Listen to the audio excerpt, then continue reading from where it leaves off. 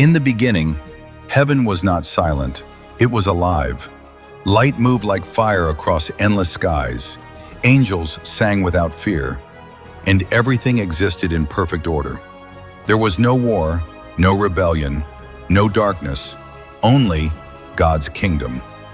But perfection was never meant to go untested, because even in heaven, there was freedom.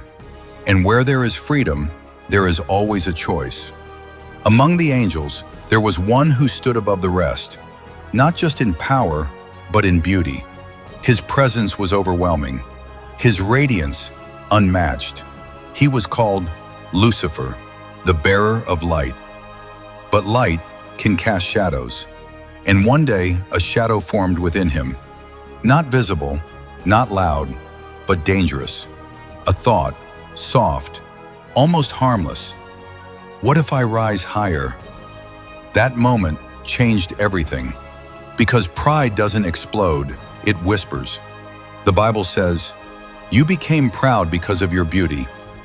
And that pride began to grow, slowly, silently, unstoppably. Lucifer was no longer content. Serving wasn't enough. He didn't want to stand near the throne, he wanted to sit on it. "I will ascend. I will exalt my throne." This wasn't ambition anymore. This was rebellion, and rebellion spreads.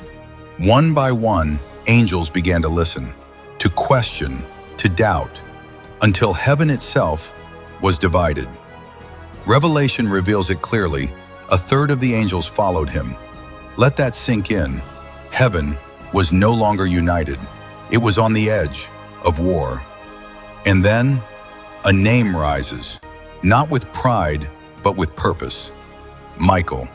No obsession with glory, no hunger for power, only one thing: loyalty. A warrior, a protector. And when rebellion reached its peak, there was no turning back. Revelation 12 says it plainly: war broke out in heaven. And in that instant, peace shattered. The skies burned, lightning tore through eternity, shockwaves of power collided, the sound of battle echoed beyond time. On one side, the dragon, ancient, terrifying, burning with rage. This was no longer Lucifer, this was Satan, corrupted, consumed, determined to take the throne of God. On the other side, Michael, still, focused, unshaken. His wings carried light, his presence commanded heaven itself. And then he spoke. "You were created, not crowned." The battle began. Fire clashed with light, power met purpose. Every strike shook the heavens. Every moment felt like the end of existence. Satan fought like a storm, wild, relentless, desperate, because this was his only chance. But Michael did not rush. He moved forward, step by step, not in anger, but in certainty, because truth doesn't panic.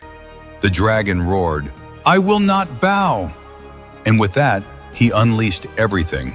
Flames tore across the sky. Darkness swallowed the light. For a moment, it looked like chaos might win, but chaos has no foundation. And then, Michael rose, higher, brighter, stronger, and with a voice that echoed across heaven, "This kingdom was never yours."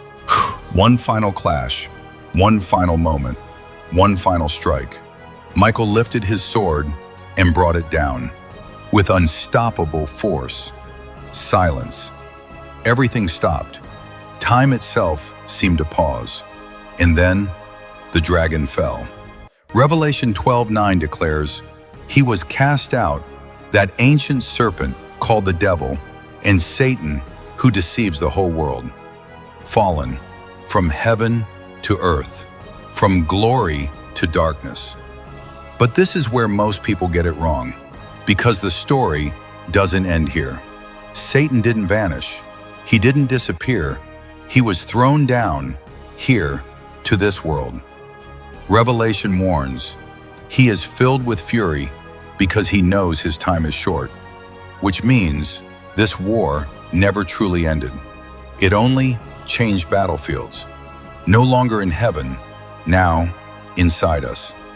Every temptation, every lie, every moment you feel pulled in the wrong direction, this is not random, this is war. A war that began before humanity and now runs through it. So don't ask, who won in heaven? That answer is already written. Ask yourself, where do you stand? Because the war in heaven is over, but the war for your soul is happening right now.